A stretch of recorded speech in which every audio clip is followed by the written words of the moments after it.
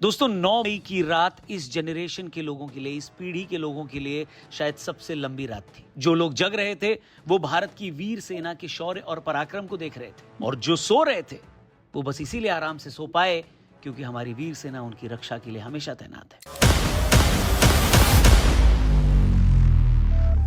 अचानक देर शाम खबर आई कि बॉर्डर से सटे इलाकों में पाकिस्तान ने ड्रोन और मिसाइल से हमला कर दिया। जम्मू, पंजाब, राजस्थान के कई इलाकों में हमले हुए।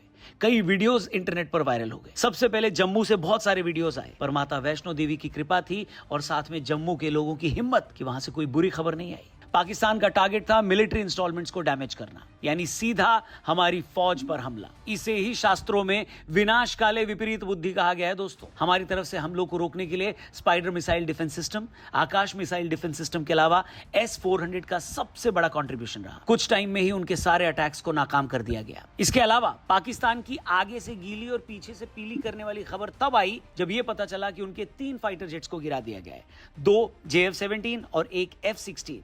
और सबसे बड़ी खबर कि उनके एक पायलट को पकड़ भी लिया गया। हालांकि पायलट की आइडेंटिटी रिवील नहीं की गई है क्योंकि जिनेवा कन्वेंशन के तहत जो प्रिजनर्स ऑफ वॉर होते हैं, जो POWs होते हैं, उनकी पहचान गुप्त रखी जाती है।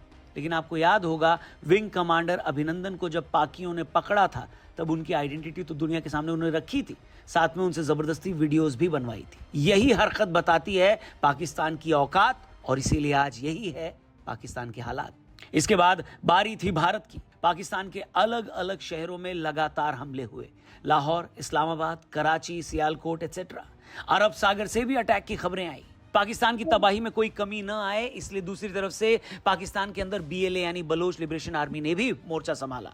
खबर है कि बलूचिस्तान में कई जगह पाकिस्तान आर्मी के ऊपर हमले हुए हैं और पाक आर्मी की चौकियों पर BLA ने अपना झंडा गाड़ दिया है। यहां तक कि क्वेटा में मौजूद पाकिस्तानी फोर्सेस फ्रंटियर कॉर्प्स के हेडक्वार्टर पर भी BLA ने हमला कर दिया और पाकिस्तानी आर्मी क्वेटा से भाग रही है। लगता है जैसे 2 नेशन थ्योरी समझाने वालों को 71 में हमारी आर्मी ने 3 नेशन थ्योरी का ज्ञान दिया था, वैसे इस बार उनको शायद 4 नेशन थ्योरी भी समझाई जाएगी। वहीं दूसरी तरफ लगातार डिफेंस मिनिस्टर राजनाथ सिंह की मीटिंग चल रही थी। विदेश मंत्री S जयशंकर को विदेशों से कॉल्स आ रही थी और सभी सेना प्रमुखों की बैठक की भी खबर आती रही। वहीं एक खबर यह भी आई दोस्तों, बड़ी इंटरेस्टिंग बात है, ध्यान दीजिएगा कि पाकिस्तान के एयर स्पेस बंद होने की बात तो सबको पता है, लेकिन फ्लाइट रडार के डेटा के हिसाब से रात को पाकिस्तान का एक प्लेन बहरीन के लिए निकल गया। खबर की पूरी कंफर्मेशन तो नहीं आई है, लेकिन लोग अंदाजा लगा रहे हैं कि शायद शहबाज शरीफ या आसिम मुनीर अपने परिवार वालों का बैग पैक करके उनको शायद बाहर रवाना कर चुके हैं और अपने देश के लोगों को मरने के लिए छोड़ दिए हैं।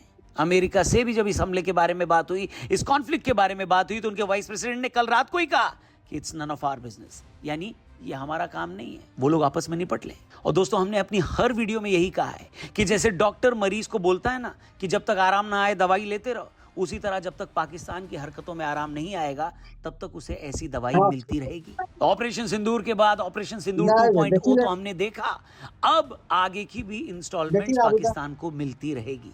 अभी तो पाकिस्तान में 12 और ऐसे टेरर ठिकाने हैं जिसे इंडिया ने आइडेंटिफाई कर रखा है। अब उन पर कब हमला होगा वो हमको जल्दी पता चलेगा। बाकी दोस्तों, ऐसे समय में हम सब की ये जिम्मेदारी है कि कुछ भी ऐसा हम इंटरनेट पे या सोशल मीडिया पे शेयर न करें जिसका फायदा दुश्मन को हो और नुकसान हमारे देश को या हमारी सेना को। इसलिए प्लीज इंटरनेट पे कुछ भी देखने सुनने के बाद शेयर करने से पहले 2 बार चेक जरूर करिएगा।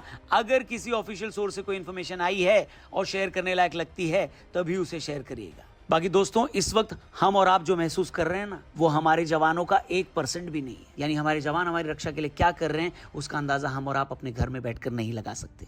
इसलिए उन सब के लिए प्रार्थना करें और उन सब परिवार वालों को, उन सब फैमिलीज को